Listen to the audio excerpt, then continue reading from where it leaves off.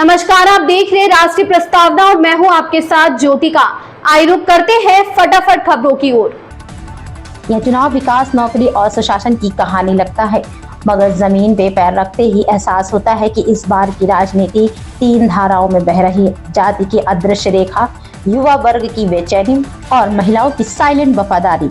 इन तीनों के बीच एनडीए और महागठबंधन ने अपनी रणनीतियों की बिसात बिछा रखी है। दूसरे चरण की रैलियां थमते ही बिहार की फिजा में एक अजीब सी शांति उतर आई है।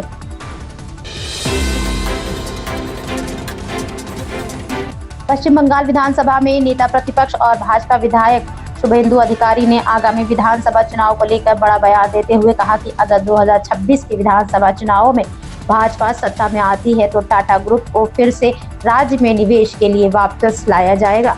उन्होंने कहा कि भाजपा की सरकार बनने पर राज्य में भ्रष्टाचार, रिश्वतखोरी और दलालों का राज खत्म हो जाएगा। तमिलनाडु के डिप्टी सीएम और डीएमके नेता उदयनिधि स्टालिन ने टीवी के अध्यक्ष और फिल्म अभिनेता विजय पर तीखा हमला बोला है। डीएमके पार्टी के एक कार्यकर्ता ने उदयनिधि स्टालिन ने कहा कि राजनीति में आ रही है नई पार्टियों की कोई विचारधारा नहीं होती है और वे गत्ते के बक्से के समान होती है। कुछ माह पहले ही विजय ने टीवीके का गठन किया है। भारत और सऊदी अरब के बीच हज 2026 के लिए द्विपक्षीय समझौते पर हस्ताक्षर हुए हैं।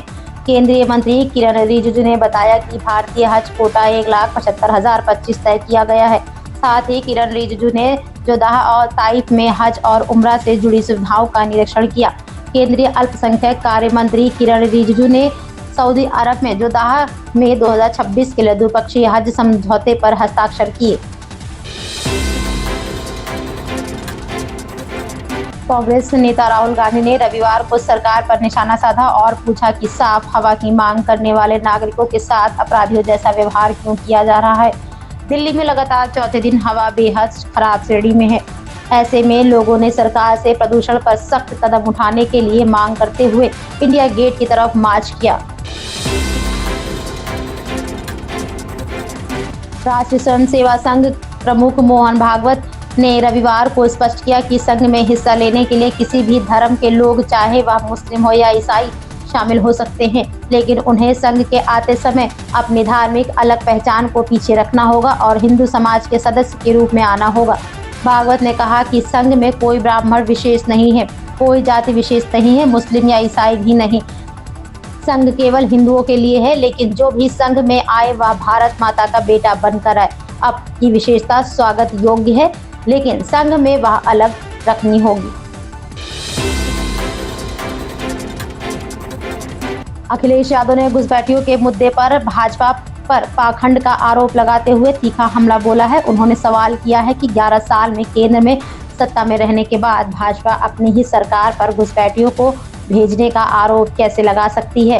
यादव ने इस विषय को लोकसभा में उठाने की बात कही, जिससे भाजपा की अपनी ही नीतियों पर सवाल उठते हैं।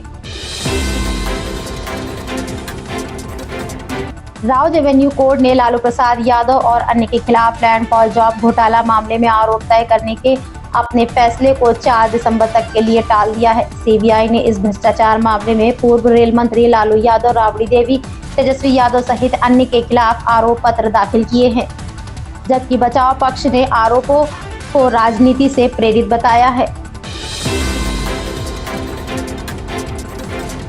दिल्ली की मुख्यमंत्री रेखा गुप्ता ने एमसीडी उपचुनाव में भाजपा के लिए सभी 12 सीटें जीतना बेहद जरूरी बताया है, जिसका उद्देश्य राजधानी के लंबे समय से लंबित नागरिक मुद्दों का समाधान कर विकसित, स्वच्छ और हरित दिल्ली बनाना है। उन्होंने कहा कि पिछली सरकारों की राजनीति के विपरीत उनका प्रशासन हर वार्ड को विकास के मॉडल में बदलने के लिए प्रतिबद्ध है। बिग बॉस मलयालम सीजन 7 की विजेता आखिरकार मिल गई है। विवादों के बाद अनमोल ने शो जीत लिया है। 9 नवंबर को अभिनेता मोहनलाल द्वारा होस्ट किए जाने वाले reality show big boss Malayalam season 7 का ग्रैंड फिनाले हुआ। फिनाले से पहले दर्शकों के बीच एक ही सवाल था, आखिर इस बार कौन बनेगा विजेता सीजन का। कई हफ्तों तक चली इस टक्कर के बाद आखिरकार अनमोल ने यह ट्रॉफी अपने नाम कर ली। खास बात यह रही कि अनमोल शो के इतिहास में केवल दूसरी महिला है जिन्होंने यह खिताब जीता। इन खबरों में बस इतना ही। बने रहिए राष्ट्रीय प्रस्तावना के साथ।